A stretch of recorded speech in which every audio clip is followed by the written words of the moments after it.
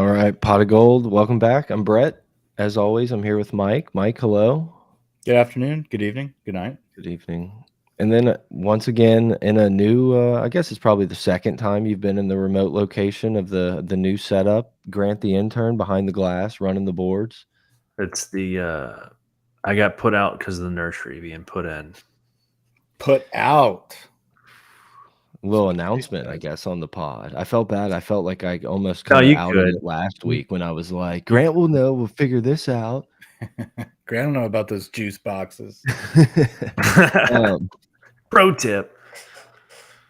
So hit us up on Twitter at pot of gold at gmail.com, at gold Mike. I did get a good chuckle when you gave Brandon Walker a great take, Brandon. Like that came across my feed at some point on Saturday and gave me No a bites. good chuckle. He didn't bite. He didn't bite. I even jumped into his DMs too. I was Keep just it on like, the timeline. yeah, I was like, hey man, dude, like really, really appreciate your take on the Colorado game. What are your thoughts on the remainder of the day? Like he obviously never replied. Shout out Gerald for beating huge erection into the chat. That's Wow. that's a big Beating one. them. That is a big one. Yeah, Colorado, Oregon. I think will be something we kind of have to get into with the all-time take of Keyshawn Johnson saying that coaches around the country were helping Oregon game plan for Colorado. Like, what an all-time take that just it's lived rent-free in my head for like the 8 hours that since I saw it on Twitter. So shout out to that. We'll talk about that. LSU 34, Arkansas 31. A game Mike and I both said confidently LSU will cover the spread. It was That was never. dumb. That was dumb. We probably, in hindsight, like no matter how bad the Arkansas teams are, we should never assume that we're gonna dominate Arkansas ever. You know, Whenever it was happening, I was kind of thinking back in the pod, and I was like, at the very end, thank God I said, hey, by the way, it's very possible our defense is not legit, and this goes very differently. I was like, hey, at least we like put the disclaimer. It's like this is not investment advice, like do your own research. Arkansas is a little bit of a better team than we gave them, their respects for, but certainly a game that we're going to break down and should not have been this close. So we will talk the Arkansas game. We'll recap the weekend, and obviously we're going to dig into some Lane Kiffin and Ole Miss discussion as we head into a big weekend in Oxford. So looking forward to an absolute embarrassment by Lane Kiffin on Saturday that will get discussed in its due time. But what we, as bad as we were on the LSU game, you and I both were like, Lane is trolling too hard. This is never going to go this way. Alabama's going to win this game, and it sounded crazy, and not as many people believed us. But it's just we knew. I just knew that was going to play out like that. Before we get into that, we want to take a moment for our episode sponsor. Hey there, podcast fam. We've got something exciting to share with you today. Are you ready to dive into a bold and thought-provoking take on dating? Well, we're here. You're in for a treat.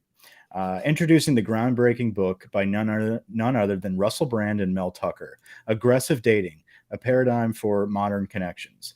Russell Brand, known for his wit and wisdom, teams up with Mel Tucker, a leading expert in human behavior, to bring you a fresh perspective on dating in today's fast-paced world. In Aggressive Dating, Brand and Tucker challenge conventional notions and invite you to explore a more assertive and empowered approach to finding meaningful connections. This isn't about being pushy or overbearing. It's about being authentic, confident, and unapologetically yourself. Inside, you'll discover practical tips, insightful anecdotes, and exercises designed to help you step into your own power and navigate the dating landscape with intention. Whether you're single, in a relationship, or something in between, Aggressive Dating offers a roadmap for building genuine connections and fostering healthy, fulfilling relationships. So grab your copy of Aggressive Dating by Russell Brand and Mel Tucker today and embark on a transformative journey. Yeah, you can find it anywhere, towards a more confident, assertive you. Don't miss out on this opportunity to revolutionize your approach to dating. Available now at all major bookstores and online retailers. Get ready to embrace a new era of connections with Aggressive Dating. I heard the forward was written by Andrew Tate, so it's like one of those that you just kind of got to get your mitts on. Yeah, absolutely. The Grumpy wa Matt. watching the live feed numbers trickle up as, like, people seeing the show, hopping in, and then it dropping, being for the people who are like, "What the fuck is this?" Just Listen, man, we don't really pick and choose who sponsors us. They come in droves, and honestly, we'll take whatever we can get at this point. So we really appreciate Aggressive Dating and the Mel Tucker and Russell Brand agency reaching out to us. So we appreciate that. Go grab a copy today. so I think there's 2 ways we can go here. I think we can kinda go into the Jaden Daniels, the offense slow start, or we can kinda dive into the defense. So I'll let you kinda pick which one because you were and Easy, easy. Don't I'll let you don't go. don't Washington Post me, dude. No, Uh, I'm never. I would never. But you were not optimistic about the team, the offense getting it going. Let me just say this. Jaden Daniels has never once shown me that if he is off, he can turn it back on. Right. And I think that's a legit take that if you get a game Jaden Daniels, he is a freaking awesome college quarterback, right? And somebody that is very dangerous to stop, and it's very difficult for defenses to contain him. And when he's on, he gets the ball in a playmaker's hands, and we make plays, right? The offense is humming. When Jaden is off, it's obvious very early. Like It it, never really gets going. you know it from the first drive that he does not have it tonight. And it's very rare that he ever changes, right? And we Yeah. saw that pretty much the whole first half. And yeah, I was losing my mind a little bit. Like, this is the fucking Jaden. Like, Jaden doesn't have it. We're going to need to be running the football, and defense has to step up because he does not come back whenever he starts down this rabbit hole of I'm throwing the ball into the ground. I'm throwing ducks out there that we have to turn around and battle with the DBs backwards to catch. Like, it doesn't look good. He's missing reads. He's missing wide open receivers. Like, when you see that happening, that is the Jaden Daniels you have for the whole game. But Yeah. he proved us wrong. And I think this was an enormous step in the right direction for Jaden Daniels to come back out in the second half, or really finish off the second quarter by turning it Yeah. around, leading Brian Thomas for a touchdown to go into halftime. That was huge. Coming back out and just being on fire, really reading it correctly. None of the balls were in the ground anymore when he came out at halftime. He was starting to take chances and rip those deep balls. Now, were they perfect? No, but that's why you have playmakers out there that have to help out your quarterback. We talked about that against Florida State. Guys, Jaden Daniels is not going to be perfect, but if he throws it up there to you, no matter how bad the ball might be, make the fucking catch, make the play. And that's what our receivers started doing. But by no means am I saying all of his throws were bad, right? Like, there was Well, some I mean, elite level throws to that ball to Neighbors. Neighbors was that touchdown on that slot fade was the most perfect ball you could throw. Beautiful. But I was feeling optimistic because the defense was kinda able to get some of those red zone stops when it wasn't looking great, and I was like, "Well, I know we can score on this defense." I just sat here on the pod proclaiming there was no doubt that this was the best offense in the SEC. I was like, We'll get it going." And as you kept kinda saying that, I was like, "Shit, I think Mike's right. I think he's right. I'm just gonna." I was ready to jump on that bandwagon at halftime because you were like, "Well, it's done." And I was like, "If we score here and we get the ball back, we're like in business. But if we don't score here, I think I'm pulling the like break glass in case of an emergency." And then obviously that It's was a pretty nice quick touchdown there. it's his rhythm. It's the pace, right? It's being able to move the ball. Like, when he tries to move the ball too quickly, he gets out of rhythm. Like, Yep. the whole like fucking let's go, let's hurry up and let's like he's throwing the ball into the ground. He's throwing way behind receivers, not only deep balls way behind receivers, but like drag routes. He's throwing well behind them. Like, he doesn't get in rhythm when he's moving too fast. When he takes a deep breath and we calm down and we know that like we're comfortable in a rhythm, like he's on fire. The fact that he was able to overcome his out of sync mindset, like, it is all a mental game with Jaden Mhm. Daniels. It is 100% mental game. And he prides himself in this whole, like, I'm even keel no matter what. Like, and that's great. But then there's times where like that even keel is off, and you There can need be to, a little deer in headlights, like, yeah, "Oh, shit, I don't know what we got ourselves into here." Yeah, I'm right. with you. And so we need to be able to get him in that rhythm earlier. But it was a wonderful sight to see him overcome that. That's the first Yeah. time I've ever seen that happen, where he was that off for more than a quarter, nearly an entire half. And then a totally different Jaden Daniels comes out in the second half. That is development. That's progression. That's taking that next step. And I think Jaden is one of those quarterbacks that, like, the minute he does it, it's like, oh, I can do that. Yep. Right. Like, and I 100%. can keep doing this moving forward. So It's kudos like to the staff for forcing that to happen, because they didn't. And I know people are going to say we needed to run the ball more. And I agree with you. But I think there was an intentional approach to get Jaden's head out of his ass. I yeah. think this was like, hey, dude, no, we're not letting you fucking get out of sync, and now we're going to abandon this and just start running the ball. Like, you're going to fix this shit, and you're going to overcome it, and you're going to fucking dominate and be the co-SEC offensive player of the week again. And he did. Yeah, I think deep down the coaching staff probably knows that they don't necessarily have the defense to get into to try to get into this Yep. 17-14 type of game. It's Yep. like we have to be an explosive offense. Like we may just have to be able to keep up and hope the Andre Sam can jump some more routes and get some picks and cause some more turnovers and potentially not, there's a few more mobile quarterbacks on the schedule remaining, but maybe not someone who's as big and as good at maneuvering the pocket as Jefferson. We can sit here and make a lot of excuses for it, but it's like when you have good Jaden Daniels, and now you know that you can flip that switch. It's like this is a dangerous, dangerous offense. And then all of a sudden, hopefully we feel a little bit more comfortable giving the ball to guys like Diggs. Yeah, exactly. And so I think it's an evolution every week of like, okay, where's the offense? Offensively, like there really is no concerns in my opinion. Like, we can Yeah. nitpick, I can sit here and say, hey, we need to be a little bit more balanced in our attack and run the ball a little bit more. There was a strategic effort to get Jaden's head out of his ass, and that's why we deviated from that. And then you saw in the second half, once his head got out of his asshole, we started having a balanced attack with our two top running backs, and we were able to score a lot more points with a balanced approach. They had to respect that run. But you are slowly but surely seeing an evolution of characters that are involved. I do believe like we are still on the basic level of this offense, even though it is dominant. Like, you're going to see more Aaron Anderson. You're going to see more Chris Hilton as time goes on. But there is still some minor issues there. The offensive line, when it comes to their pass protection, there are basic stunts, basic twists that tie us up and make us look silly sometimes. And I'm talking about, our all pro left tackle at times, and Garrett Dellinger, and in and our center. Like, there's communication issues where basic stunts and basic twists have guys running free. That's not good to see, week 4 going into week 5. Like, we need to be able to shore up basic pass protection.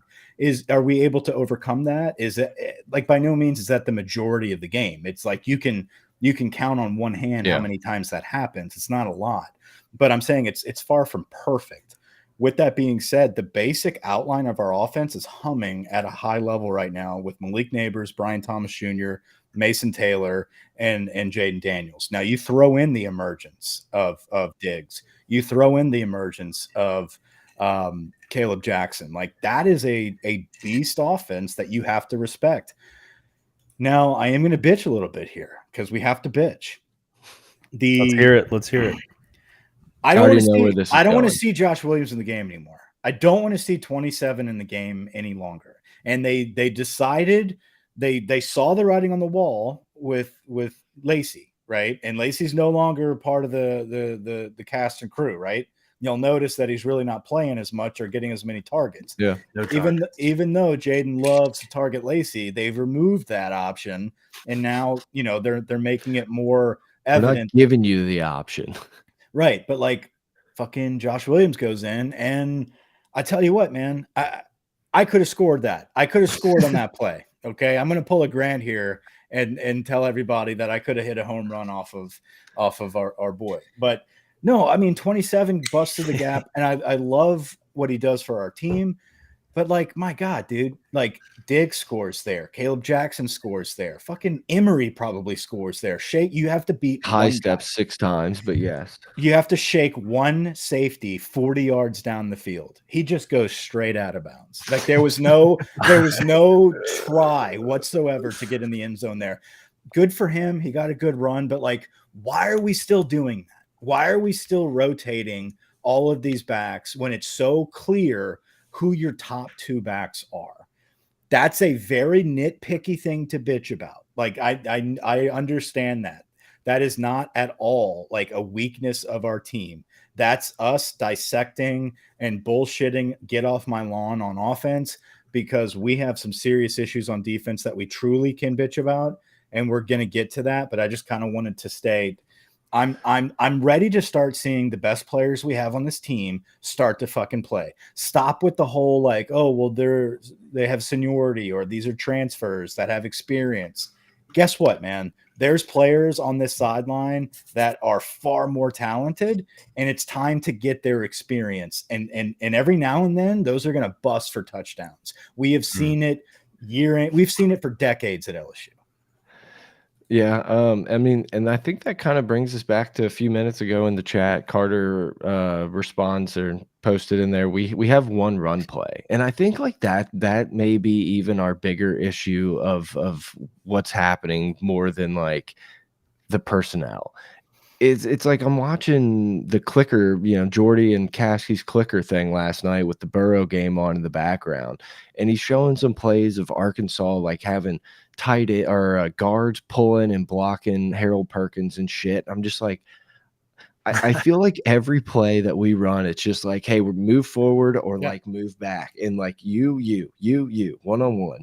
And it's like we never do anything special. It's like you watch what Oregon was doing to Colorado, and it's like we're pulling everybody.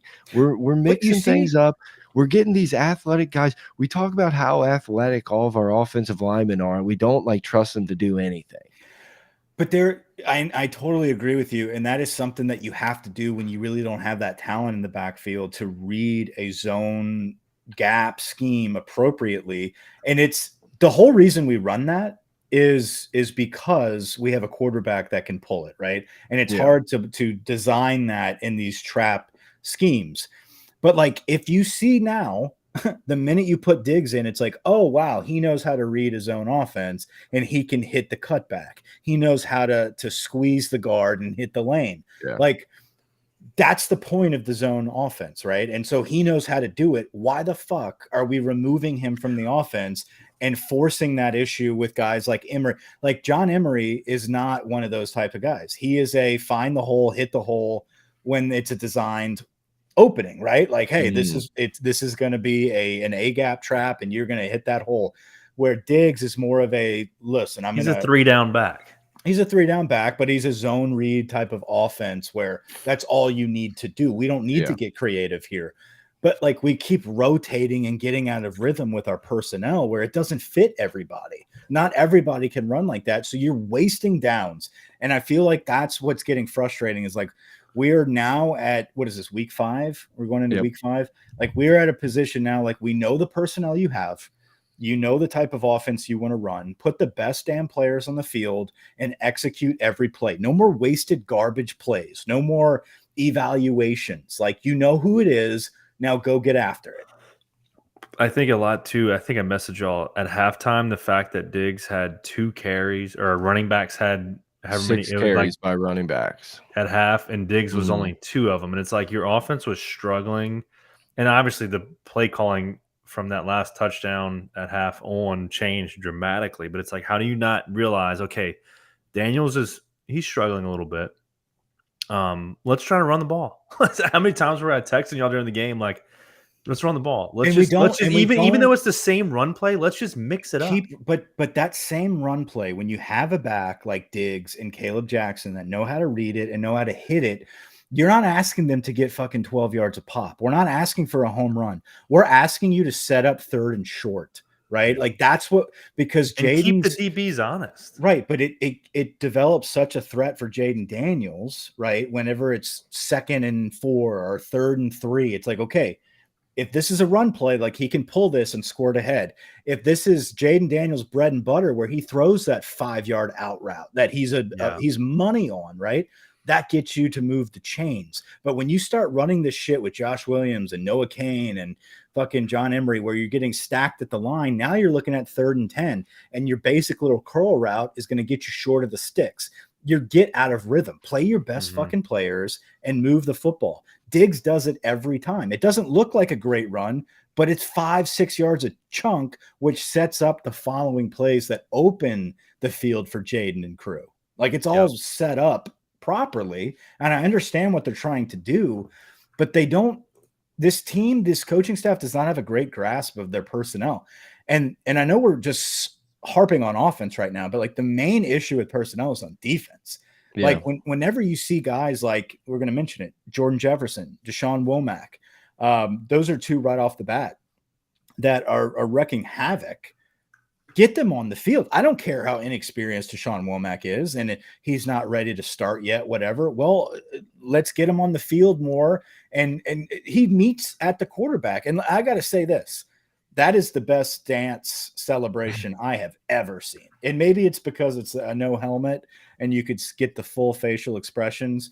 But that was seductive, to say the least. I vote we play more players see ball, get ball. You know, I mean, it seems especially like, against like Arkansas. It seems like we got a lot of those guys that's like, hey man, like we got this super extensive like scheme and playbook. Like I get it. It's hard to learn everything.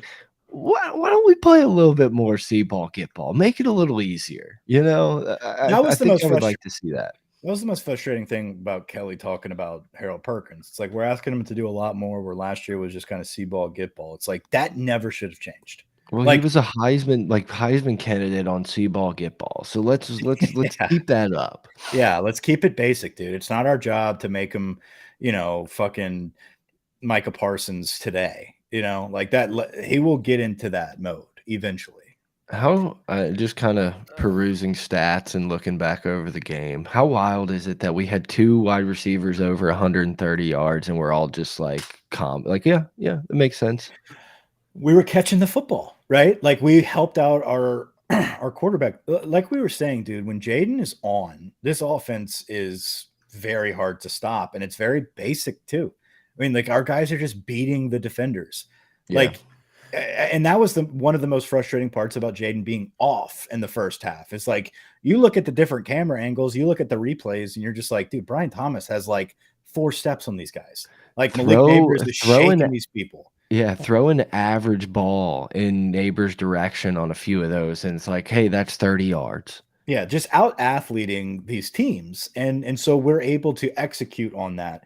Now that we've been able to not only out-athlete, but we're able to execute in the second half, like you saw what the full polished product looks like, and it looks very, very good. With that being said, I think it is now time to shift gears into the defense, which is nationally recognized as the black eye of this team. And rightfully so to an extent. I don't think it's as bad as people are portraying it to be. I think there is certainly an area of weakness on this team. And if you look at the 2 games that, you look at the Arkansas game, you look at Florida State, where they were able to move the football on 3rd and 4th down at an efficiency of over 60%. Against Florida State, I think it was at 66. Arkansas was around 63, 64%. Too much, right, on that 3rd down type of defense. But it was all scrambles, right? The majority of it was getting flushed out of the pocket, not, holding on to, trying to keep on the receivers far too long, and dominant scrambling quarterbacks making plays down the field. And right now, we're just not doing a good job of finishing at the quarterback, taking him down for that true sack, and then keeping up with the scramble drills or the jailbreak type of defense on the back end. And we got burned nonstop by Jordan Travis with it. And then we got burned by KJ Jefferson multiple times, one for a massive touchdown. So, like, those are busted plays, right? That's not true. Like, the scheme, in my opinion, like, I know we want to shit on Matt House so much because there are issues there, right? Like, don't get me wrong, there are issues. I think a lot of it has to do with personnel, but there's a lot of issues when it comes to sticking with your players and just being outmatched, right?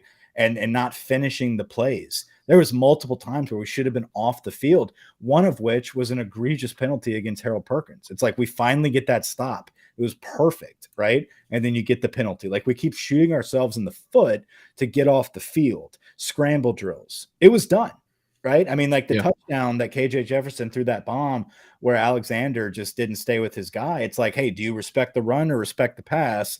Where even if you come up and stop the run, it's what, a 10-yard gain? Right. Like, we have to be more aware about the situational awareness, right? And that is where my issue comes in with playing the best players. Because if your tenured, quote unquote, transfer players are not as talented as these young guys, but they're more experienced and they're going to play, you know, the best play or play to the scheme, that's great. But when you start when you start losing your actual coverage ability and start playing out of self-awareness, like, we have a problem here. I want to see Ashton Stamps get a chance out there. I want to see LaTerrence Welch get some run out there, right? Toviano. Like, how bad can these dudes really be? You know, if this is the product that you're getting on the back end, where the minute there's a scramble, like, we can't stick with our guys. If we're going to end up in man coverage anyway after a scramble, why aren't we playing the best athletes we have on the team to stay with that man? Can they truly not understand zone concepts to start off a series that bad? And if so, what are we doing every day at practice? It worries me. It's like we finally have them on the field, but, like, thinking back, the two guys I trust most on our defense right now are Greg Penn and Whit Weeks. And for those two guys, we actively tried to, like, replace Greg Penn. And it's like, Whit Weeks, I get, maybe wasn't ready week 1 to be the guy, but it's like, it's obvious those are the two best linebackers we have. How do you think that Swinson? How do you think that Agofu all fall is better than Swinson? It's what I'm saying. Like, that's the kind of stuff that worries me, is that we've been doing this. These guys have been doing this all spring and all fall camp for I don't know, what would that be? 10 weeks now, probably 11 weeks since fall camp. And it's like, how do we not know what we got? Two more names, Womack and Jefferson. Yeah, no, I mean, Jefferson needs to stay on the field. Jefferson needs to stay on the field. No disrespect to Mekhi Wingo, but Jefferson's the guy I notice doing stuff on the line the most when he's in. It's like every time that dude's in, he's in there. Mason Smith. Mason Smith. What? Yeah, I mean, dude, like, he'll work. I'm gonna believe he'll work his way back in. It's a big man coming back off an injury, hadn't played much, like, but we gotta lower expectations with that. We do, but, like, it's not even a hot take anymore. Like, Jefferson's better than Smith right now. And we need to play Jordan Jefferson over Smith. Like, Smith needs to come in every few plays, get some work, but, like, he is not an every down D tackle right now. And I do believe I'm not on the other extreme. Right? There's people that are like, what has he ever done? He's a bust. Like, I'm not there. Right? I do believe he is going to be a stud, and he is a stud. He just doesn't have it right now. Like, he does not have it right now, and he's cautious. He's running slow. Like, there's something off there, and you cannot keep putting that product in the field whenever really the only strong part about your defense is that front seven. So you need to have your best characters up there and ready to roll. Mekhi Wingo is an All-American. Like, that dude is phenomenal. Right? He needs help. He has to have Jefferson in there with him. Savion Jones is getting better and better. I think Savion is certainly getting better and better. Swinson is playing great, but my God, guys, fucking Whit Weeks is a dude. Greg Penn and Whit Weeks are dudes that I don't care when Spates comes back. He ain't playing. No, you can rotate in on a couple things, maybe be a leader on special teams, be the guy doing the call, like something. Yeah. No, I agree. Weeks looks like he looks at least like a sophomore, junior out there. Like he looks like a Penn State linebacker. He looks like Michael Motti. Yeah. It got He doesn't you belong gotta here. watch it. It got posted like 30 minutes before we went live, so you probably didn't see it. But Whit Weeks was in the player interviews from today. It's hilarious. Like he's like a golden retriever. He's just so happy to be there, like just smiling the whole time. Like you got to watch it. It's an incredibly fun like 5-minute watch of this dude just being like, "Yeah, I came here mostly because my brother said it was cool, and like this place is awesome." It's like it's so cool. He has such a desire for contact that is like you have to play linebacker like that. You have to have a nose for the football and you have to desire contact, and he does. Coupled with that, he's a freak athlete. Like this dude is somebody that you could put the ball in his hands and he'll make plays, right? So I love having Weeks in there. I think he's only going to keep getting better and better. Greg Penn has definitely improved. Like Greg Penn's no All-American. I don't think he'll ever be an All-American, but he knows the plays. He knows where people are supposed to be. He understands the defense. I think those two are your inside linebackers from here on out. Keep that same rotation. Now, when Spates comes back, he's got to prove it. I went back and watched some of that Florida State tape, and then the beginning against Grambling, he shies away from contact. He's scared of contact. And that you have to change. Like you have a true freshman coming in here making you look silly only because he has a nose for the football. He doesn't know the defense any more than you do, right? He desires contact. You have to be able to stick your nose in there and make a play. So I think you're going to see a healthy dose of those two from here on out. But make no mistake, Jordan Jefferson is there too. Yeah. This defense is just going to be the highs and the lows. Like we're going to go play an Ole Miss and the defense is going to look great. We're going to be like, oh, we figured it out. And then the next week we're going to give up 100. Missouri's going to be a dogfight, a shootout. We're going to be like, our defense is it's going to be that fluid situation that we're going to have to continue to monitor throughout the season. That's all you can say. Yeah. And listen, we're just so depleted at the defensive backfield. Like the DB position is so depleted, specifically, and I hate to say this, the safety position, right? And that puts us in a spot where I don't even think it's specifically the safety. Well, you have because we don't have any fucking corners. We don't, but like Harold Perkins isn't going to play corner, right? And like there's a reason he's playing quote unquote nickel Sam. It's because we can't roll, like we don't have Greg Brooks to roll down right now. We don't have a stud to play more DBs. We're choosing to play more linebackers, right? And so we have to, and so you're right. It's a depleted corner, right? I'm even more high level looking at this, like for the coming years. It's like, it's not even like we got, oh man, we're stacked up. These guys are young. We have one dude that we fucking recruited out of high school that's on our team as a DB. No. And so that's the thing that's frustrating here is Ashton Stamps, right, is a true freshman. Yeah. Denver Harris is a true sophomore, right? Those two should be taking all the snaps right now, because if this is the product you're going to get on the field, like I don't want to see Chestnut out there anymore, man. Like if it's still going to be like this whole, well, they're just a step too slow or whatever. Well, get the fucking reps to the kids that are going to be playing for the next 3 years in this defense. Ryan Yates is starting to get some play as a freshman. He's getting play at safety, but like, where's Toviano? Right? Yeah. Like Toviano was like this big 5-star dude. Where was Welsh? Welsh looked great in the spring.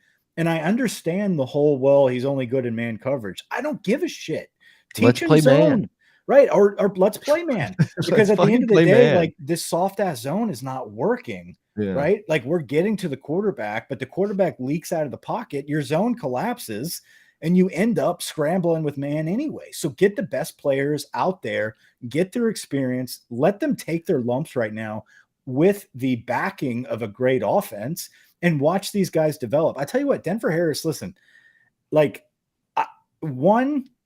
he is almost there. Like he is inches away from making plays. Every play that someone makes on him, he is glued all over the person. Like it is inches away from the ball. He just doesn't play the ball, Like he is there, he's not playing the ball. That will come. I don't want him off the field. That is the most sure tackler we have in the defensive backfield. He tackles hard. If anything, he needs to be playing up, and we need to be blitzing that cat more. Yeah. Sam's is our best DB by far, right? I was gonna say, like, we've shit on the defense a lot, but I do think we have to give a lot of credit to Andre Sam because he kind of is the band-aid that's holding this Flex Seal pipe from exploding. And what I love about Sam is that every game he makes more plays and more plays and more. Like week 1, we saw some flashes. Week 2, we saw some missiles, right? Week 3, we saw an interception, right? Like it just keeps getting better and better and better. I think you're going to keep seeing him progress more and more and more. Special teams too. He balls out on special teams. Well, He's and a great player. He has a little bit of that wit weeks in him where it's like, hey man, we might fuck up, but we're going full speed headhunting someone like full, it's like We will get a concussion. Jefferson shook him out of his shoes at one point on that play, but it's like Yeah. he was trying, he came up and was like going for it, and he just kind of missed. But it's And I like you're watching not him going to play. have like outside of Milrow, right? Or Mm, is it Milrow? Who's Yeah. yeah, Yeah. okay. Outside of Milrow, you're not going to have any more of these quarterbacks like Jordan Travis and KJ Jefferson that are going to Yeah. be running or shaking you out of your feet. Like Jackson Dart scrambles out of the pocket. I trust Andre Sam to blow him up, right? Milrow is a different, like that guy is more of what you're going to see type of running style. Yeah, but also I almost look, man, famous last words. I'm sure this dude's gonna be able to run the ball on us, but I almost think it works in our favor a little more where Milrow will be a guy where it's like, hey man, if Reed one's not open, we're taking off. It's not this like 10-second play where we're buying time, we're getting out of the pocket, we're looking deep, we're going through all. Milrow's just kind of like, hey man, if that dude deep, if Burton's open, like we're letting it fly. If not, we're getting after. And I think maybe that helps us. I don't And to know. be fair, the scramble that's happening, that we're witnessing these big plays, is because we're meeting at the quarterback. Like the pressure is there, right? And so we just need to finish. Contain a little better. Need to contain a little bit better. I mean, Wingo showed it. I think he even posted. He posted a clip from the game. He's like, "Damn, I hate that I didn't finish this play." It's like he drove the guard into the quarterback, flipped him on his ass, and got on top of Jefferson. Jefferson squeaked out of it and made a play. But it's like Jackson Dart's not going to be able to do that. The Missouri quarterback's not. Army, like there's so many quarterbacks there. Auburn's quarterback, he's not getting out of that grasp. Right. Yeah, no, there's definitely a lot of plays if you go back. It's like, dude, if we just make that tackle, get that sack right there, like they're not gonna, maybe they will pick up the third down because that's just what teams do. But it's like so many, and you could probably say the same thing looking at plays that Arkansas screwed up against LSU, but like there's just so many of those. It's like, man, that would have been a drive killer, and we could have got off the field. Yeah, absolutely. Instead, we never stopped anyone.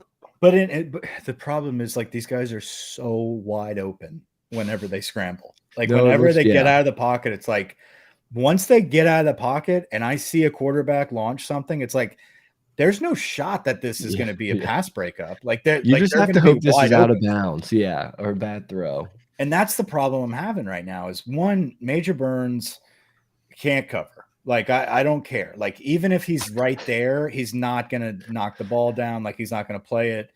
He is a line of scrimmage safety that 50% of the time he'll make the tackle. It just is what it is, right? Like, we just don't – like, he's just not a dude in the SEC that should be, like, your elite safety, right? And as good as Sam's is, like, he is not an elite safety. He's the best we have, but he's not an elite safety. Our DBs are piecemealed. So if we have some of these quote unquote, like Toviano is supposed to be elite. Denver Harris is supposed to be elite. Like get them out there and get their reps in. Like give them a shot. I like what I see out of Denver. I mean, he's not our best player out there, but at least they still take him out. He and looks the part.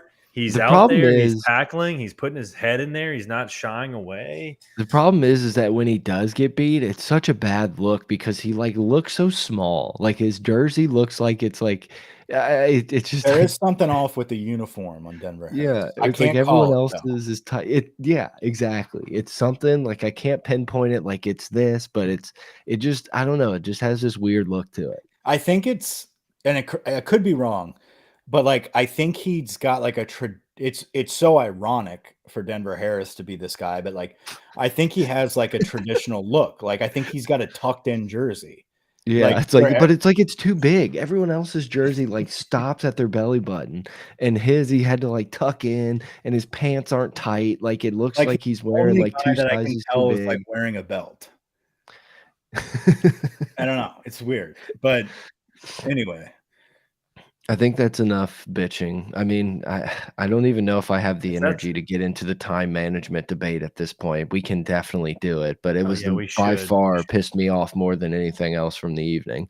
didn't make sense. The fact that, and we'll get into it line by line and play by play, but you have the opportunity to, and this is, I think someone on Twitter kind of responded to your tweet, Brett, where it's like, oh, it didn't really affect the outcome or whatever, but it's like, I don't think it changes the odds. Like, you don't have to think. Math does not you don't have it's to it's about mitigating the risk. Like mm, there is no point in giving them an opportunity, one, with time left, and two, it's the risk of a fumble, it's the risk of a pick, it's the risk of fucking something up, it's the risk of sprinting a field goal team out. Like a there's bad snap on so 3rd down. exactly, there's so much risk at winning a game at that last minute. Like you have to mitigate that because you have that opportunity. You have the leverage on your side to use. So milk the clock down to 1 fucking second before calling the timeout.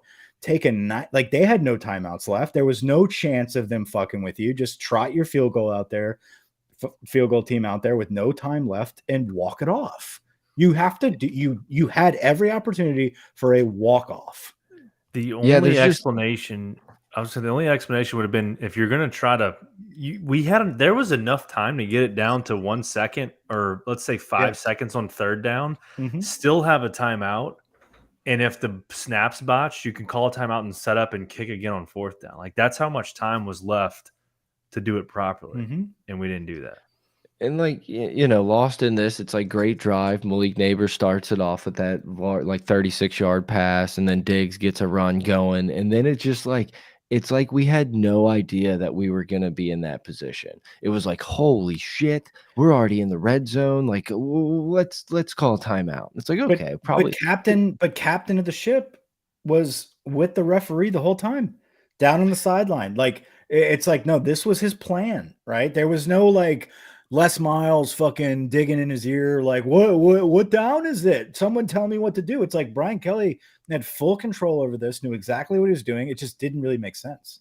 And like just to go back a little bit, it's like everyone's saying, "Oh, well, like it wasn't even close on the Hail Mary." It's like we forget that we watched Arkansas score a touchdown on one of these like Yes. lateral things. Like RIP Ryan Mallett too. it's just like it blows my mind. I don't know. It was just so frustrating. Fowler like calling it for us before the snap even happens. Well, she was going to wrap this one up and sneak into the top 10. It's like, dude, the play hasn't even like shut the fuck up. Like I was screaming, shut the fuck up. Like I have seen Arkansas do this to us so many fucking times, whether it be right before halftime on Carnell Hatcher, whether it be That's what I fucking was Ryan thinking. Mallett, like all like I don't want to see this Yeah. fucking KJ Jefferson has been doing it all fucking game. You're gonna tell me I'm gonna trust my DBs right here? I know there's a lot of negativity and we won the game. One thing I would like to point out is even though people are bitching because the people in between the 50s are leaving the game early, obviously the stadium had an impact on the game with the amount of penalties and false starts that Arkansas has. So shout I out to thought, yeah, whoever was doing that. It from sounded the loud in the fourth quarter. It did from the sound loud. from the at-home perspective, it seemed like a really great like college football environment. So It I seemed like have a no normal LSU night game. yeah. And I have no here's what I'll say about the bitching, not about the fans, but just about the game in general. You have to be. I mean, and this is a podcast. We're dissecting and bitching. It is what it is. Make no mistake. SEC victories are hard to come by, and I am like every win Survive in matters. advance. Every win matters. Keep chopping wood, like Moscona said.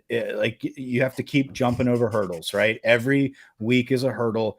Keep clearing the hurdles, man. No matter how easy or how hard it is, it's still a feather in the cap.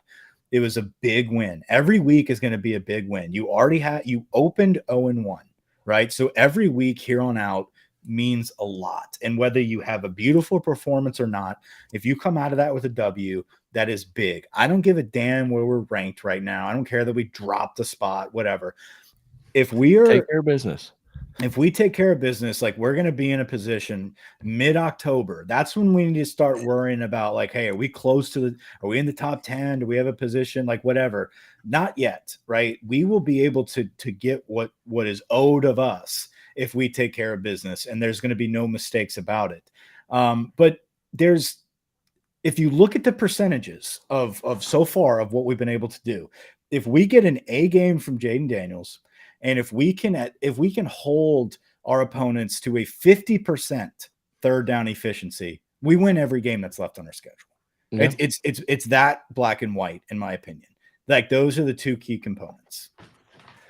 Just to circle back to the end of the game, the thing I think that pissed me off the most about the whole situation is that after the game and then on Monday, like we get up at our press conference and we're like, yep, went exactly as we planned. And I'm like, part of me can understand, like in the moment, it can get a little dicey. You know, you call a timeout that you shouldn't have, and then we run this 3-second play of just like airmail it into the end zone. But like, with the hindsight of like watching the game and realizing that we like for no reason left them any time and we had to kick the ball off and like let them run a play, to not like understand it is jarring to me. It very much pissed me off.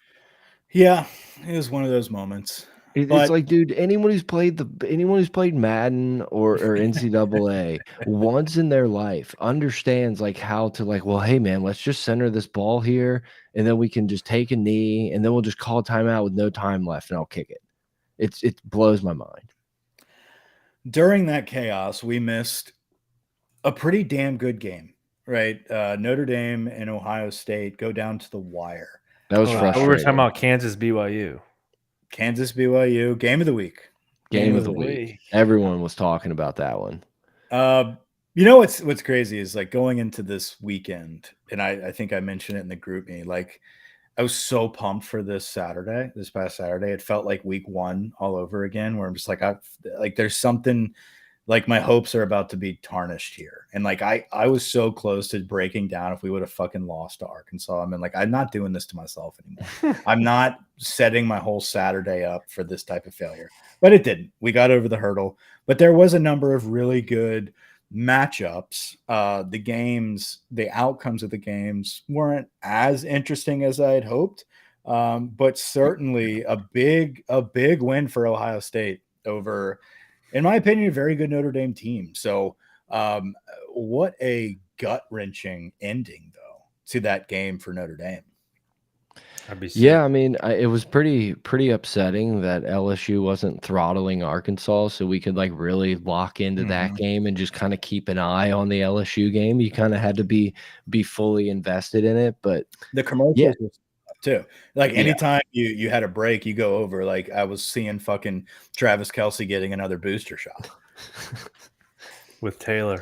Yeah. And they didn't offer the quad box on YouTube TV, which was kind of another unfortunate thing. It was like I would have liked to have been able to whip around with those. The weirdest quad box experience with all these games and the main channel primetime games. It had to be a Notre Dame deal. Notre Dame probably did something. Maybe so. But like it gets a little weird with like the NBC, like the basic cable channels. I feel like ESPN, like all the Ochos, you can kind of find a box, but yeah, I mean, it seemed like it was a fun game. Choice. It really disgusts me when a team with like the tradition of Notre Dame goes into like a massive like historic, maybe not historic game, but it's a big deal when those two teams are going to play. And then to just go out in like the lime greens is it's disgusting. There is nothing more beautiful, in my opinion, than their hunter green or their dark blue. It's like the navy blue or like the dark hunter green with that gold is so traditional college football. You come out trying to look like Oregon. It's like, what are you doing? Yeah, Like, like that's one of those things where you see that and you're like, we got an end game line Ohio State. Like you just don't win. You don't win these massive games wearing the clown jerseys. You just don't. Another clown situation. Speaking of Oregon, beatdown. Cinderella story, beat down. Colorado just gets absolutely embarrassed. And I tell you what, I love Dan Lanning. I think Dan Lanning is a great coach. I love what he's doing in Oregon. I love his approach at Oregon, trying to instill toughness, physicality, kind of bring that SEC style of football and mix it with that, traditional Oregon offense that we saw Chip Kelly evolve there and really grow. And they've kept that. Like, that's what I love about Oregon is like they've kept their identity no matter what coach is there of what they're going to do on offense. And they're very productive at it. But now Lanning has brought a physicality to them and a defensive mindset. They might not have all the players yet that they need to win a national championship, but like to compete for that conference's title, like they're absolutely there. And I think it's awesome to see. And maybe people are coming around to it, but I definitely believe Oregon's more of a threat than the world thinks at this moment. Sure. Like, will they, maybe they won't beat USC. Maybe they'll have a really dumb drop of a game to a Oregon State or, Washington. You never know with Bo good. Nix. Like Bo Nix is still an experience. Yeah, Washington. It's like I wouldn't be shocked, but yeah, it's. I like what they're doing. Oregon's very fun to watch, but you're right. It's still Bo Nix, right? Bo Nix is very similar to Jaden Daniels in a sense of just like if you get an A game Jaden, like you're not going to beat the guy, right? Like it's going to be very tough to stop. But then there's some weeks where you're just like, dude, this dude sucks. Like, what the fuck? Like, where did this guy from last week go? Right.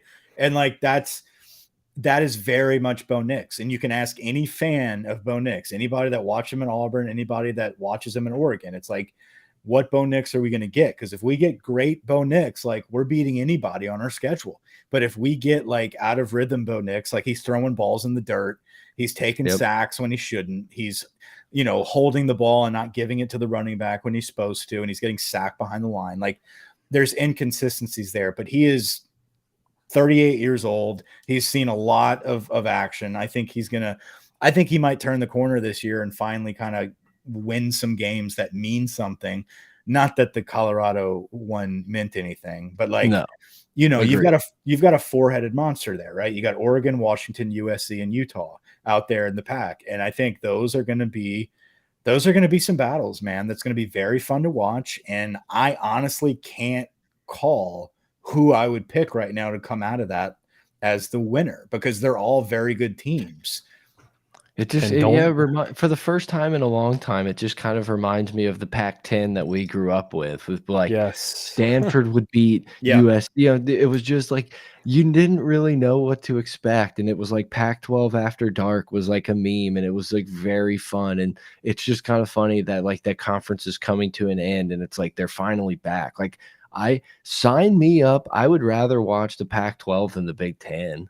Yes, I agree with that. Even though I'm a Big Ten homer and I love the tradish, but like top to bottom, you don't know what you're getting as much as like if you're gonna force me to sit and watch a game today, like right now, I'd much rather watch like USC play Washington than watch Penn State play Iowa.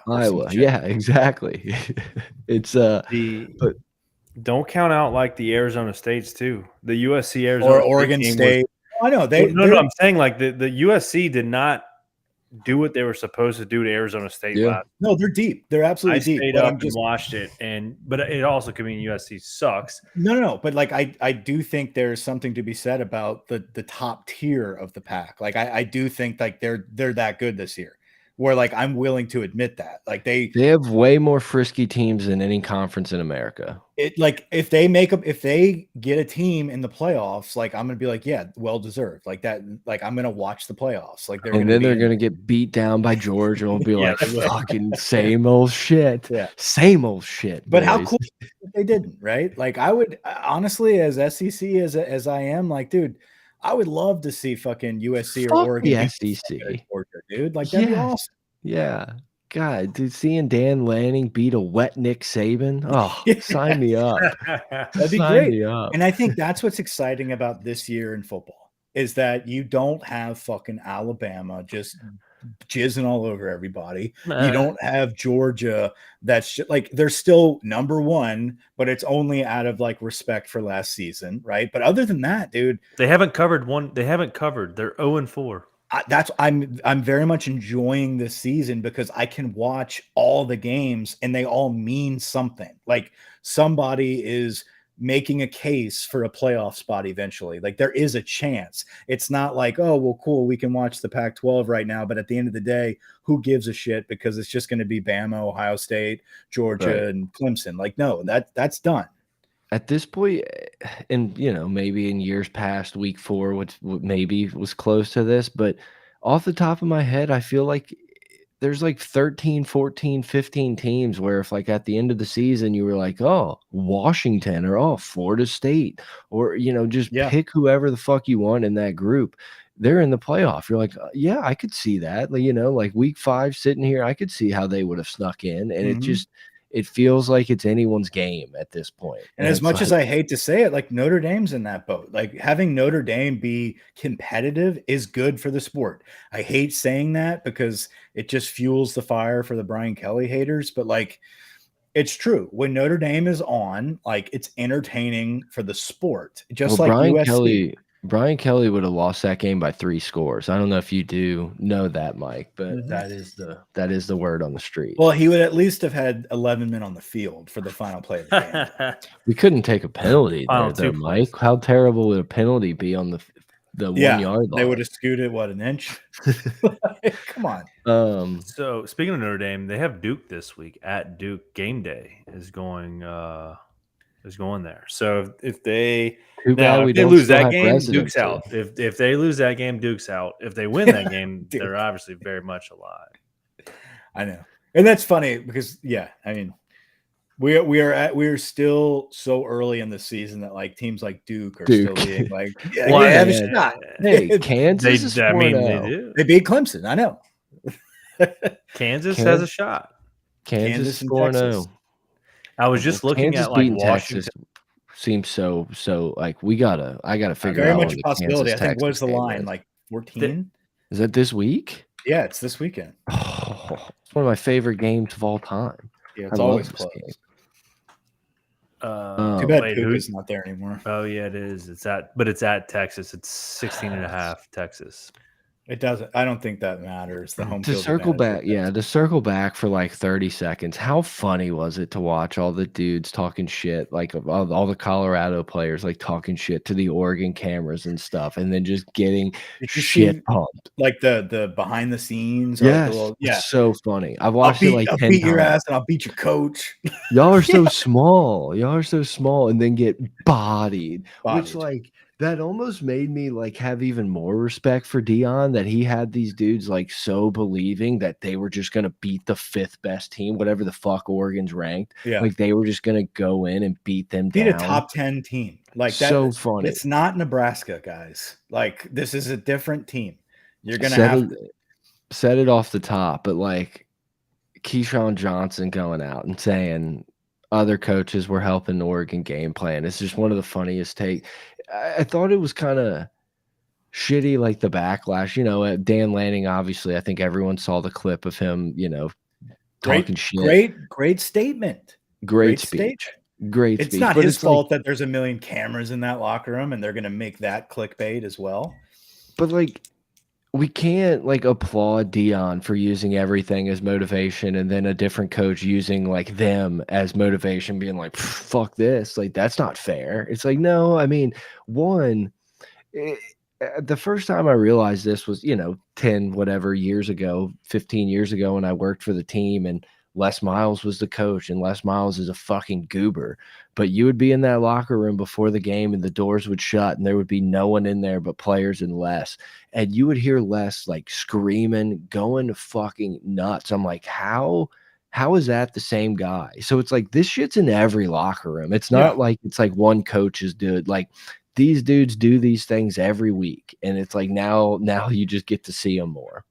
I think the funniest I think this is a direct result of look, media attention garners publicity and it's attention to your program. And Dion has set an example of if you're a squeaky wheel, you're going to get some attention, right? Whether if you suck or not, your team is going to be on the map. Lanning fed into that, obviously. And I don't mean that by his pregame stuff, but like the halftime stuff where he's just like, all these motherfuckers, all y'all that have been watching them for the past few weeks, I hope y'all are watching this game. You know what I'm saying? Like, he doesn't care. But if it's like, hey, if y'all are going to show him attention for being like this showboat in Hollywood, like I can play that game. Yeah, let's too. Get Oregon some attention, some money, some the dollars. Funniest thing about all that though is like Ryan Day decides to jump in and do it. And calls out loopholes. It's like that is so it was so unnatural. It's like, dude, you're not Dion, bro. Like you're the most badass Ryan Day's ever been is cutting a WWE promo against 90-year-old Lou. But like we're about to see that. Like I feel like we're about to see these coaches start being like, I'm gonna fucking start like puffing up to the media now and like firing back and like, you know, making a scene because it's gonna bring attention to my team, right? And I think like you're gonna start. What if I called Dabo gay? That's what I'm saying. Like I feel like they're gonna start. Everything now is taken out of context. Just like Brian Kelly fucking didn't have a clue that saying he's gonna beat the heck out of Florida State at TJ Ribs was gonna be on a fucking meme the next day. It's like now they're understanding that everything is ammunition, everything is fair game. So now they're doing it back. Like they're utilizing that and being like, well, I heard Lou Holtz on the show and how dare him say that about my team? It's like, dude, Lou Holtz is almost dead. He was sitting in a recliner on like a game day set. Literally every time I see Lou Holtz, I'm like, oh, hey, good for us. Hey, well, like, buddy. And it was just so alive, but it was just so fake. Like Lou Holtz was like, he better bring his lunch pail because they're going to be going for 4 quarters. Do you think that really affected Ryan Day that much? No, that's a fucking scene. He's faking that shit. But like, the point is you're about to see these like very closeted coaches start coming out as people they're not. And it's going to be go viral. Yeah, it's going to be very embarrassing. And we already saw it this week with Ryan Day. I can't wait to see who's next. Ryan Day, offended, man. Ryan Day has to chill with the Just for Men. Like, we can't just be shoe polished up Carlos Boozer style like every week. Yeah, it's pretty rough. He is the oddest. It's weird because like I kind of like Ryan Day. It's hard to admit it. Like I kind of like if Ryan Day came to LSU, I'd be like, we're gonna have a good offense. Like this is gonna be a good team. Like he does produce like good teams. Like they haven't fallen off the map, but he's just so fake. He's such a goober. You know, I think he's a great coach, but he's just he has that Tom Herman. He has a little bit of that Tom Herman in there where like we're gonna act like we're a tough guy when really we're just kind of a dweeb. Yeah, it's weird because he's rosy so cheeks don't do anything. The rosy cheeks don't help. Rosy cheeks don't help, but it's the contrast of the Just for Men. Like it's the rosy cheeks with the jet black goatee. It's the dark contrasting colors. He's just a beaver, dude. Like he totally looks like his face is Ohio State's like emblem. But I think it's like he's just so different. Like even if he won like if Ryan Day, would you rather this? Probably, to be honest. I don't know. Maybe a full beard and not like he's doing like the goatee stuff. Like he needs to grow it higher. You know what I mean? I don't know. I think a mustache would be wild. I think if Ryan Day started Ooh, just pulling like that would a be stash, awesome. but like if you put a trophy in Ryan Day's portfolio, I don't think it would change anything. Like he's still like an outlier. He's I still just agree. like he's just still odd, even if he won a championship. I wouldn't look at him as like one of the elites in coaching, even though like record wise, he's done a He's fucking great job.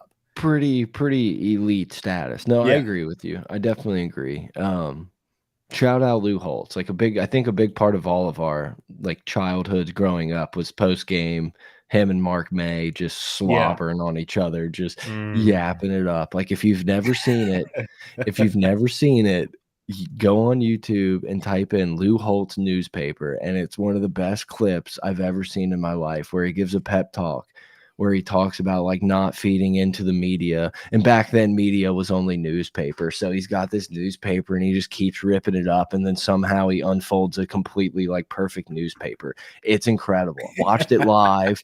Couldn't find it for a I've long had a lot of time. great assistant coaches. Enjoy. There it is. Urban Meyer, Barry Wearing a Alvarez, Masters etc. quarter Nobody zip, mind you. is better than Charlie Strong as a person. I love him like a I really son. wish I could have seen him. I like, love in the his camaraderie heyday, on this where he football wasn't team. spitting. Every- You know?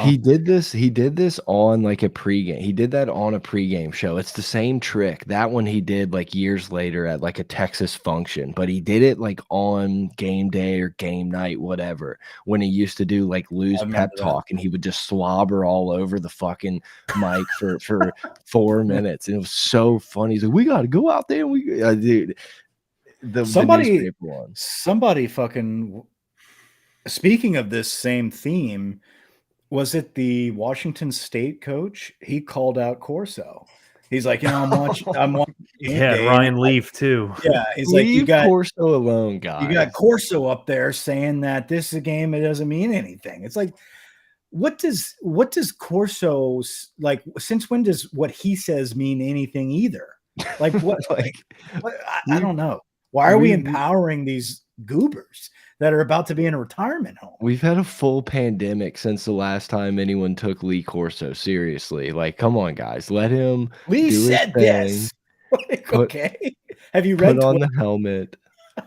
But it was like that's not even what he meant. He meant the media is not hyping their game up enough. Yeah, is what Corso's what he actually meant. Whatever. Anyway, it was an interesting weekend of ball. I'm sure I'm missing several hot items. Oh, Lane Kiffin. We didn't even get into absolute embarrassment for Lane Kiffin to troll all week and put up that performance. What was the troll? Like, what was his point in saying like I'll miss this rivalry, or I meant to look. Do they not play Ole Miss next year? I don't know if that was that or him playing on the joke about Saban retiring, or him taking the Auburn job last year, and he keeps trolling the dude that said he was taking that job, so he keeps like playing that up like this is his last year at Ole Miss.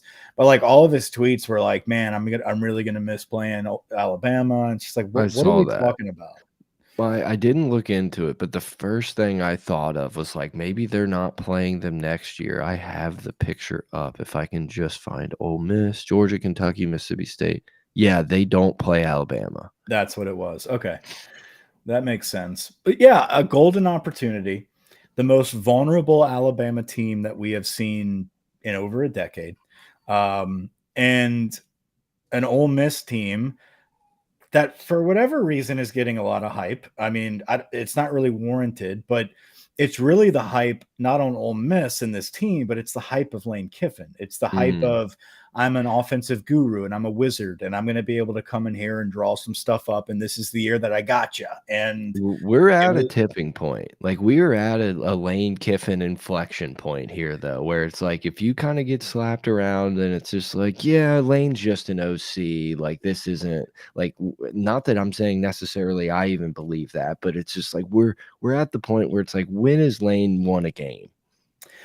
Right. And that's the thing is he hasn't, right? Like you go back and you look at Hugh Freeze at Ole Miss, like knocking off dangerous twice, right? And knocking off a lot of teams and recruiting like a demon and, baptizing people at the same time. So just an outrageous, crazy lunatic, but like knows how to coach a team, right?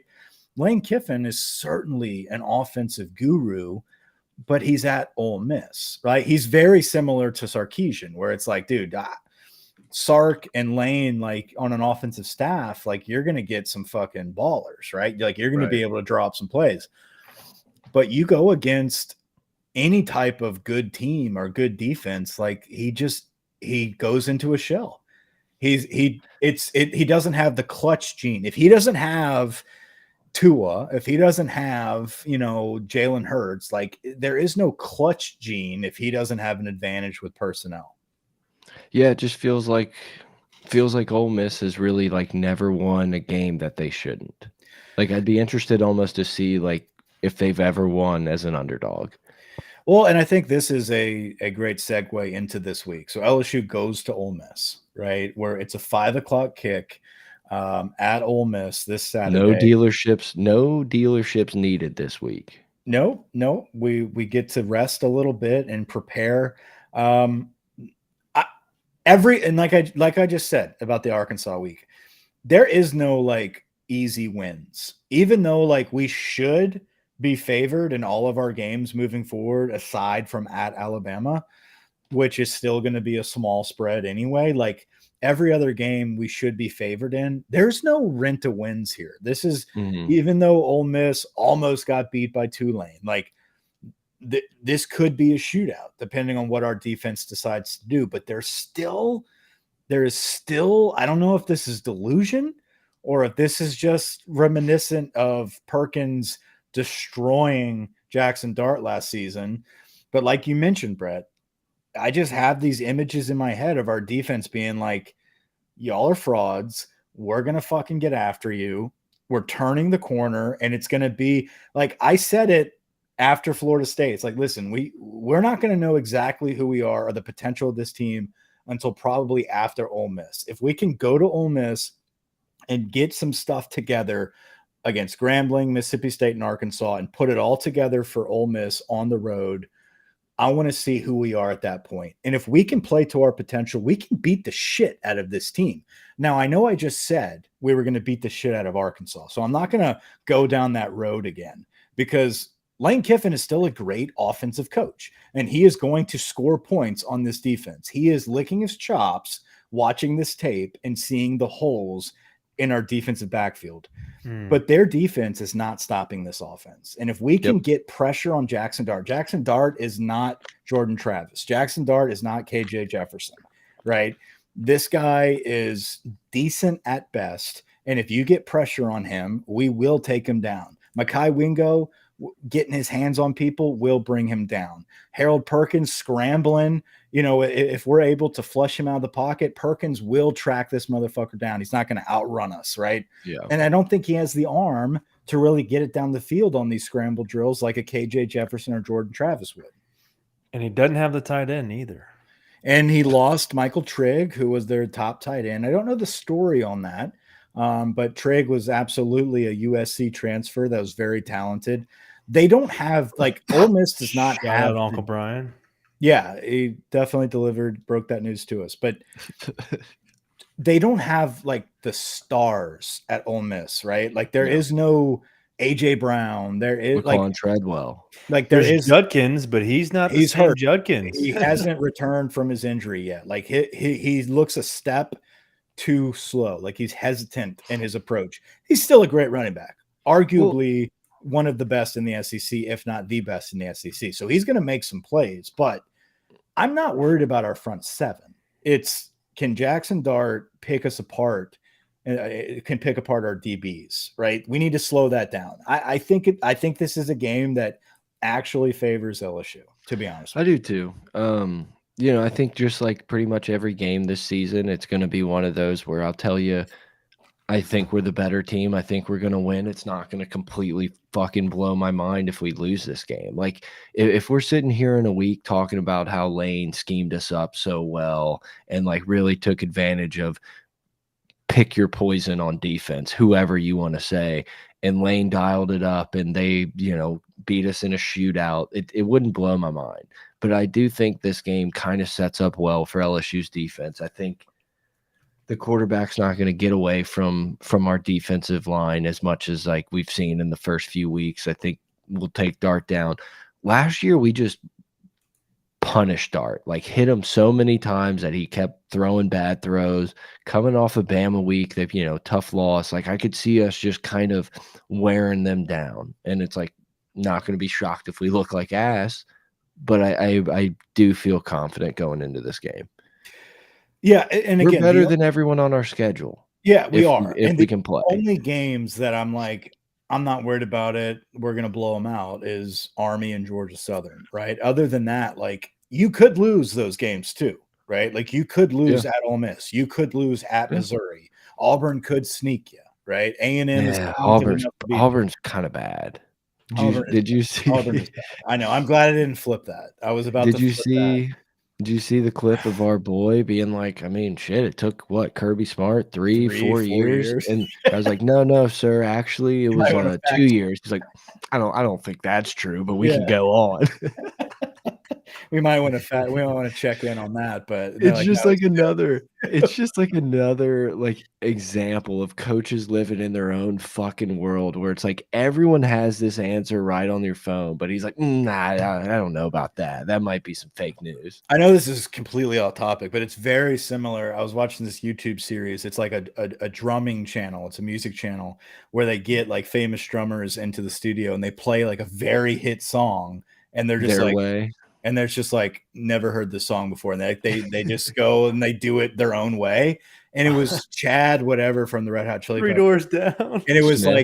like Chad Smith, yeah, and it was like a fucking, I don't know, it was like Mr. Brightside, and he's like, never heard of this. Or, Who? yeah, it was like, I missed Billy it. Billy He's like, Joel? yeah, he's like, it's pretty cool. Or it was like a 30 Seconds to Mars song or whatever. He's like, That's what it was. yeah, it was 30 Seconds to Mars. He's like, But he's like, yeah, he was like freaking getting after. He's like, never heard of that before. But it's like Yeah. that's the same thing as coaches. It's like they don't live in the same world as us. Like they're focused on fucking Auburn Them. football. Like, they're they don't know what happened with Kirby and Georgia. Like they're watching film on their next opponent.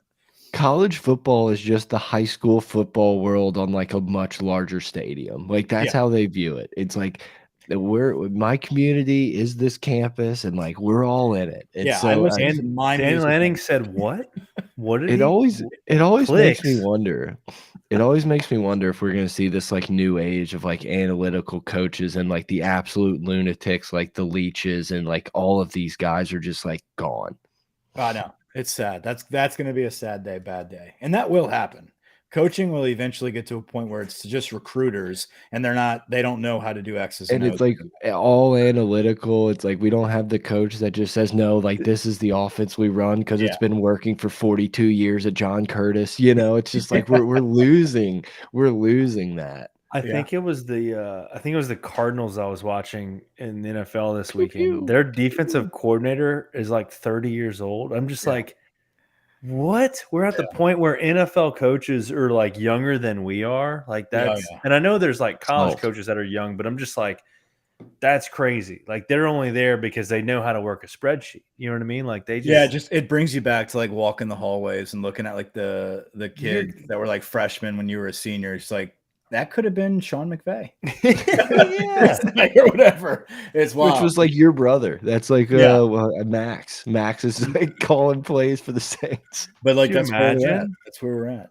But no, so I do want to get into some of the big games and go over some spreads before we get out of here. But I just want to, Ole Miss, obviously big game, and it's certainly a game that LSU can fuck up and lose, right? We have a big opportunity. Yeah, we've gone on the road with a much better team compared to Ole Miss's team, and this will give me a big sense of confidence moving into October. If we can get past Ole Miss on the road, like I'm gonna really be like, okay, we really are a top 10 team, and we're gonna be okay, right? Like we can beat anyone that's left on our schedule. I keep telling myself that. I've seen it. I need to see it in a challenging environment on the road again. right? And I think Ole Miss is one of those teams that could bite you, but at the same time, if we take care of business, we should take care of business, and we should expose the difference in the programs here. We people are bitching about us, not sneaking into the top 10 for beating Arkansas. You take care of business at Ole Miss, you'll be right where you need to be. I think that's like, this is the last week where it's like, yeah, well, LSU still isn't that, like, we need to see something here. I think if you show it on the road at Ole Miss, I think you've showed enough people that, like, okay, they've turned the corner. They've bounced back from Florida State. They're a good team. I believe you. Like, I think that's the right take. I just don't feel that way. Like, I feel so indifferent to this game. I don't know why. I guess I just like feel like we will just kind of go in there and dominate. I just look at this Missouri game like as that game. It's like, can you go from beating Ole Miss, taking care of business, to then going and doing the early game in one of those games that the world is just going to chalk up and say, like, well, I mean, LSU's playing Missouri this week. That's a dub. We don't even have to put that one on the spreadsheet. Level, though. I think that's even another level. I think you got to do it at Ole Miss first, right? And then if you can do it again at Missouri, a team that's going to be throwing it all over the place, right? And it's going to be tough at 11 o'clock. Like, I think then you could even say that, like, that's a top 7 program, right? Like, top 7, because they were able to do it back-to-back weeks. And then you ride out Auburn and Army and whoever until Bama. I just don't know that I'm going to be sitting down on Saturday night being like, whew, we got things figured out, like smooth sailing. It's just like, I think it's obviously a great benchmark of, like, you have to be able to go on a road and beat Ole Miss. This is a good test, but it's just like, I also am just not so sure that our defense 3 weeks from now is not going to look totally worse and different or better or anything. Like, there's just too many unknowns. The known I know is that we have the best offense in the conference. That's what I know. And that's going to keep us in every game we play. I get your point. Because Missouri, if it was a night game at home against Missouri, it'd be a different story. 11 o'clock on the road at Missouri, I'm with you. It's going to be one of those, like, we can't take a deep breath yet, right? But I do feel, I think, like, the devil's advocate here is, like, if you take care of business on the road at Ole Miss, that is certainly going to show something that we haven't seen yet. Like I said, I think you have the right take. I just can't help that. I know. I'm confirming that I'm correct. Yeah. Missouri has Vandy this week too. I feel like Missouri's coach says bull crap. I'm going to be headphones in at 9 o'clock listening to Hanny, probably, like, just like still unsure of what we got. I don't know. Hey, we didn't know. Again, November's for contenders, October's for pretenders. We're not even in October yet, right? Like, we've got a long way to go to figure that out. So I think every week matters, and we have to keep chopping wood and getting over these hurdles. Let me tell you what, dude, with this, the way this is shaping out across the country, there's going to be quite a few 2-loss teams that are going to be in that, like, top 6, 7 range that are like, hey, if someone fucks up, like, we're getting in with 2 losses. Like, we just have to win a conference championship or whatever. Like, I'm not saying we can afford it, but, like, I don't expect us to be, clean slate all the way through. No, I agree. I think you can throw Georgia out of the equation just because of their schedule. But outside of them, and Michigan, I think everyone's got at least 1 loss. Like, I don't think there's 2, 3 undefeated teams. Like, I think there's going to be where everyone's going to talk about how, like, the new playoff would be great because, like, well, we got 8 teams here who we think are fighting for that 3-4 spot. We got 6 teams in this pool that all deserve. We're going to compare losses. The new playoffs can be so great. Like, I don't believe that, but I think it's going to be one of those years where it's just like, well, we're just comparing who lost when and, like, who looks better now because everyone's got the same record. Yeah. Let's talk about some of the games coming up this weekend. And let's go over some spreads. Maybe we can review our records from last week's take. Let me see. Did you write that down, or was that? It was written. It was written down. I need to find it. Well, while you do that, we'll go through the 11 o'clock games. Do your ad read. Oh, no ad read. I already did one. So this is brought to you by Johnson. Brett, go ahead and give us the 11 o'clock slate. I don't have Grant's amazing spreadsheet up, so I'm just going off ESPN top 25 here. But 11 a.m. on Fox, you get USC Colorado, which should be an interesting treat to have on. And then Another first, right out of the gate, Saturday morning, you get a nice big heavy dose of Dion and his family and some Rolex wrist watches, and they're going to get their ass beat by USC. Yeah, that one's gonna. People are going to be doing the thing where they add up Oregon's points and they add up USC's points and be like, Colorado's lost 132 to 12 in the last 10 days, 8 days or whatever. What is the spread on that one? I see 21.5. Ooh. We made this mistake. You and I both were like, we think Oregon's gonna easily win this game, but that's a lot of points. I'm not gonna be fooled again. Like I will gladly. Yeah, 21. USC. That's a game that you'd probably look to, maybe throw in a tease if you're looking to really get some action, a little early morning tease. And Florida at Kentucky is interesting there. That game makes me sad because I feel like that should be the 8 o'clock. Like that should be our nightcap right there instead of Alabama, Mississippi State. Like it kind of is a little disrespectful. I feel like this game every year is one of those like coin flip. Like even if you think one team's better, Kentucky's gonna pull it out. Like I really, this is one of like the favorite East games to watch every year because it's kind of a weird game, and to have it stuck at 11 is kind of disrespectful. Texas A&M at Arkansas. That's your 11 o'clock game. That is an 11 o'clock game. I think that's playing at Jerry's World. Yeah, they are. Yep. God, dude. And I have A&M winning this in the pick'ems, and this is one of those that I kind of want to flip to Arkansas, but I might have to write out the favorites here. I think they are like a 7-point favorite, if I'm not mistaken. I don't have it up. I can pull it up. Which game? All right, I tallied up last week's, but where do you want to go? A&M versus Arkansas. What is six? I have A&M 6.5. Total 55.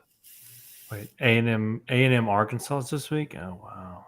Yeah, I'd go A&M there. Is Max Johnson? Wait, are we making our picks or are we just looking at the games right now? Yeah, I guess let's make picks. Sorry, you were out doing shit.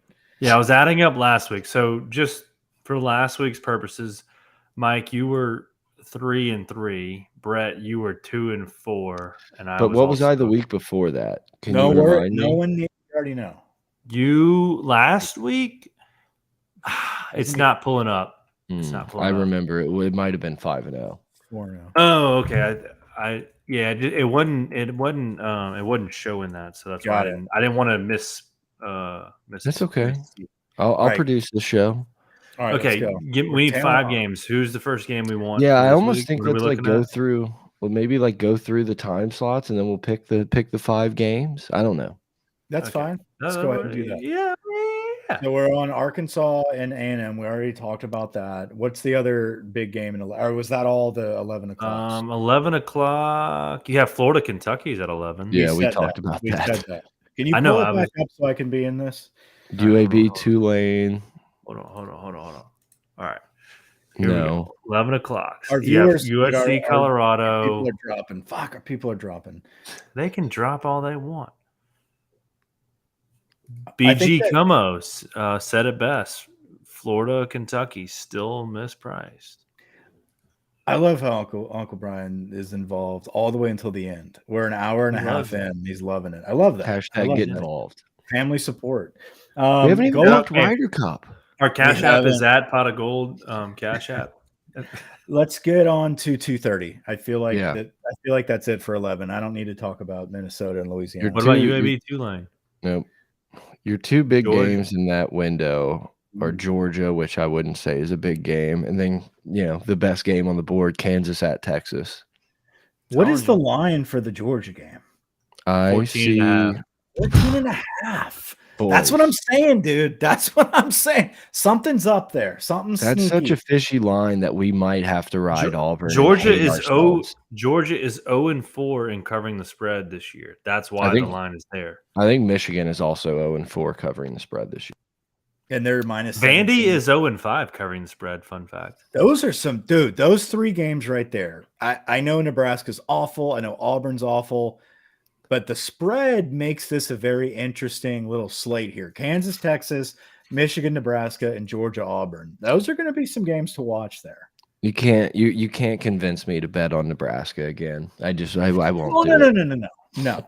But I want to see if Michigan can pound them soundly like they should. This feels like a 60 to 12 game.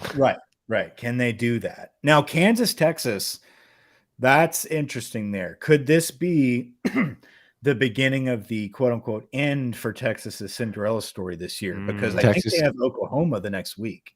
They 100% do have Oklahoma in 10 days. Little Red River.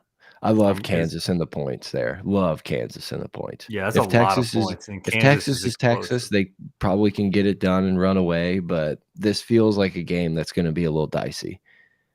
Let's not gloss over this Auburn line. Let's go back to that real quick. What was it? 14? 14 and a half. I'm going Auburn here. I'm going Auburn 14 and a half. Wait, we're not picking yet, are we? My bad. Keep going. Let's run through the games. That'll be one of the. That has to be one of the 5 because that's fishy. Okay. God, it's going to be so miserable beating Auburn. It's going to be so gross. But I completely agree. This line's actually kind of weird. Missouri minus 13 because they're way better than Vandy. But true. I mean, it's not one we're going to pick. But I'm just saying if you're a betting but man. that is interesting. Keep going though. All right. Oregon, Stanford, they're going to kill them. Not much else in that window. Iowa State. And then this is Stanford's bad. Duke and Notre Dame. And then obviously we were at 5 o'clock. We missed that window, but we know that. South Carolina, Tennessee. 12 and a half. That'll be interesting. South Carolina could literally win that game. They could win that game. I have Tennessee winning, but that wouldn't shock me if South Carolina upset them. The over-under for Michigan State's Iowa is 36 and a half. Wait, where do you see that? Michigan State, Iowa, 36. Oh, the over-under. Okay, I thought you meant 36 and a half. Holy crap. That's and then funny. what are some of our nightcaps? So, I mean, 6:30 is not really a nightcap. Do we have any late night? Bama, Mississippi State's your 8 o'clock. That's 14 and a half. How crazy is it that we live in a world where Bama is a 2-touchdown favorite against Mississippi State, a bad Mississippi State team? That would be interesting. I don't think that's going to happen, but we'll see. No, because we're just going to get the Bama get right. Like, oh, they needed that loss, that players only meeting. It's like we're going to get all that bullshit. Nevada, Fresno State's getting a lot of love right now. But they haven't lost in 18 games. They're they've won their last 18. Second to Georgia in winning streaks. Yeah, I mean, fun fact. We could be too if we played that schedule. Washington, Arizona. Yeah, so nothing really crazy at night. All right, let's pick our lines. Let's do our 5 games. Let's start with what do we have? Was that Florida or no. No. Yeah. USC, Colorado. Let's pick that one, right? No? Sure. USC minus 21 and a half. All right, hold on. Brett, what was it again? That's why Grant wouldn't stop talking when I was trying to talk. I muted for a cough. It is nice. It is nice that we get the 5 o'clock LSU game because that means we get a nice, good, finishing window of Notre Dame, Duke, South Carolina, Tennessee, that little stretch there. Again, I will be at a birthday party, so I'm what a nightmare. Streaming on my phone, but we'll be involved. That's what technology's for, right? Who'd you have in USC, Colorado, Mike? USC, both. All right, both. Okay, USC. It's a dynamic offense. And then you want to do Florida, Kentucky? I think that should be a game. Ooh, dude, Kentucky minus 1. Florida, Kentucky, yeah, minus 1. That's why Uncle Brian was saying he's got Florida plus 3, man. I like Florida. I think everyone likes Florida, so I'll take Kentucky. I think Kentucky kind of sucks, and I think Florida should win. But I feel like everyone in the world's going to be on Florida, so I'll take Kentucky. Yeah, I'm going Florida. Nice, dude. Thanks, bro. Yeah, man. Yeah. I don't really care about A&M Arkansas. I think I would take Same. Arkansas in the points, the year of the plus sign. I'm not touching. We don't. Yeah, need to touch that we're one. not doing that. But then 2:30 Um, window, it's either the Georgia or both Georgia, Auburn, or Kansas, Texas. I think we do both of those. Yeah. Yep. And we're gonna do 6 because I guess we'll throw LSU in there again. I like Auburn plus 14.5. Let's see, Auburn. It's so stupid of me, but like There's going to be a text in the first quarter, and it's going to be like, why the fuck did we Yeah, say they're just Auburn? going to steamroll through Auburn's defense. And it's not even gonna be How close. also, like, how weird is it to settle in for a Ole Miss Alabama game, 2:30 CBS, and get like the B crew calling the game? Yeah. It's so weird. I like it took me a minute. I was watching the game and I was like, why does this feel so different? And then I realized Gary wasn't just like slurping everybody on the field. And I was like, oh.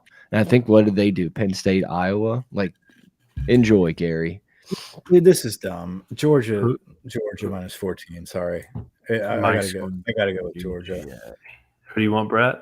I'll take that for you, Mike. I'll be the asshole that takes Auburn 14.5. It's just they're gonna I'm fucking going Georgia. You're the right. fourth quarter, they're gonna fucking pull away and be like, what was I thinking? This game could be 30 points at halftime. It'd be like, yep, that's right. I would love it, dude. Don't get me wrong.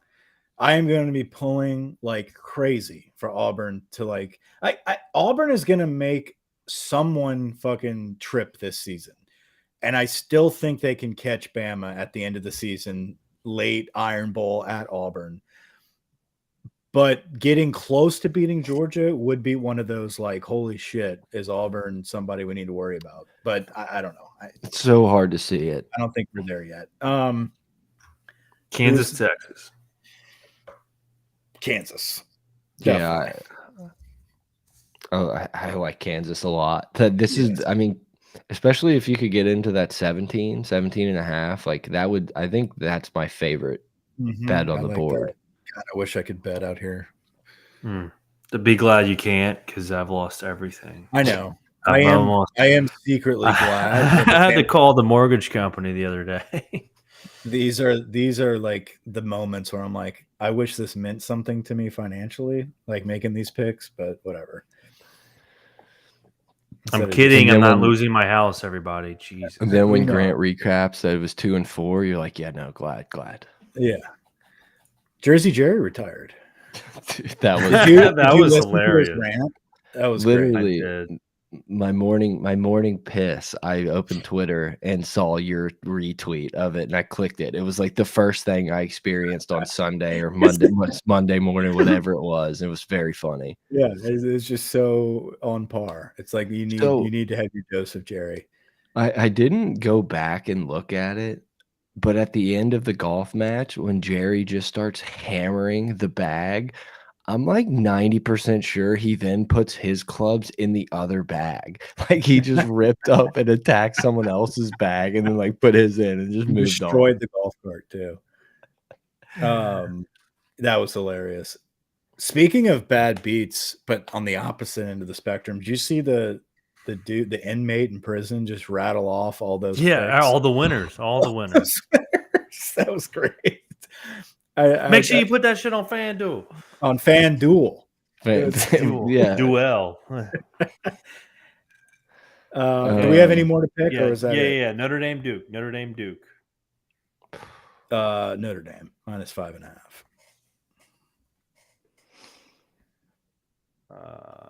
It is 5.5. I read that as 6.5. Brett, you got Duke. Yes. You got Notre Dame. You have I'll Duke. take Duke. Yep. What signs? It's a tough one to come back from. Going on the road, tough place to play. A lot of smart guys. A lot of 4-0 kids over there. A lot of 4-0 kids on both sides. Give me the Duke money line. Do we want to pick South Carolina? The end of Marcus Freeman this early. Do we want to pick South Carolina in addition to LSU? I don't even think Ah, we like. I no. don't even think we need to pick LSU. We're all going to take LSU. Okay. Yeah. Yeah. What is It's that two. line? It's 2.5. 12 and Ours a is half. 2.5. Ours is 2.5. This is 12.5. Yeah, obviously I'm going to go with LSU 2.5. I don't want to pick South Carolina, Tennessee. I think that's good. Wait. I can't We're take not Mississippi picking State them? against Bama, so like don't even say that game out loud because if I have to pick Mississippi State, no, I'll throw up. Oh, we got wait. That's the game we got to pick. Where is it? There it is. Right? We got to pick that one. I'm going to pick Mississippi State. See, I'll Those take 14. Bama. I'll take Bama. You needed me to sacrifice that. I've done too many of them. You can't take Auburn and Mississippi State because then you're just an asshole. Yeah, I don't know if Alabama's going to have an easy time stopping that running game. That's chasing the sharpness though. Like you're trying to chase being a sharp and taking all these like do you have, disgusting Mike? ones. Mississippi State plus 14.5. Brett?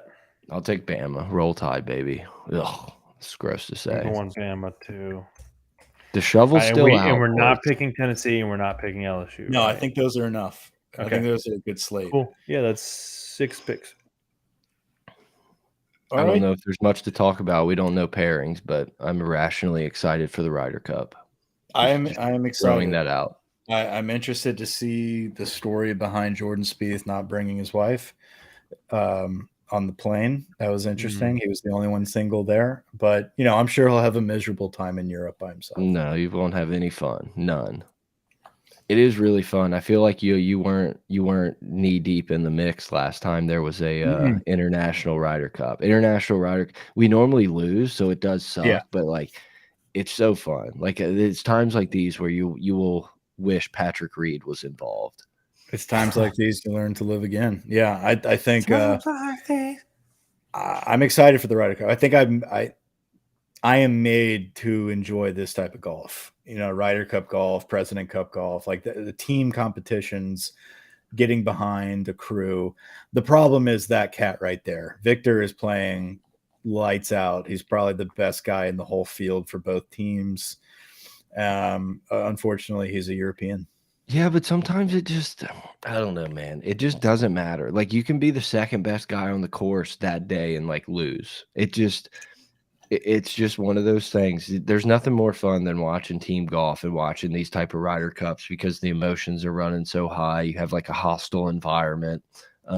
Scotty has gotten with a putting professional. Not what you want to see. He is working with a private putting coach, so maybe this is the turning point. Yeah, that's a worry. That's a red flag for me. But Patrick Cantley is a decent team player, like match play type of player. All right, Mental Schauffele. player. Him and Schauffele are a good little combo. Yeah. But no, it's just, I don't know, man. It's really fun. There's just huge swings. There's going to be times where it's like off the tee. You're like, well, we got this. Like this hole's locked up. And then Rory's going to hammer a 40-foot putt. And you're just going to be like, shit. It's just the highs and lows. It sucks that it starts at like midnight. Well, yeah, because we have to work. Otherwise, I'd be up all night watching. Taking a little 5 p.m. nap and midnight. Like, oh, it's time for dinner. Yeah, and then you can kind of rest the rest of the day. How about Keegan Bradley talking about him, fucking Netflix crew heading to his house, and he's like, "Oh, I guess I'm in," and then he's not. Yeah, people were a little upset about the last few picks there with Sam Burns sneaking in there instead of Keegan and some other guys, but I think you have to bring Justin Thomas with you. I agree. I think it is like this is what Justin Thomas is for. Looking back at all the highlights about the team, it's a team game for this type of weekend, and he is the ultimate team guy. Oh, dude, Ludwig Adberg, this dude's a stud. This dude is an absolute fucking stud. He's got no wins. Texas Get Tech. him out of here. Texas Tech. I thought he won no majors. DP World Tour last a couple weeks ago. No major. God, it is sad to see my boy at 12. Jordan Spieth. I was having some internal discussions, shower thoughts to myself of if I would rather the Saints win the Super Bowl or Jordan Spieth win the Masters, and I was leaning towards watching Jordan win another Masters than the Saints winning a Super Bowl. That's That's how understandable. You're not a big Saints guy.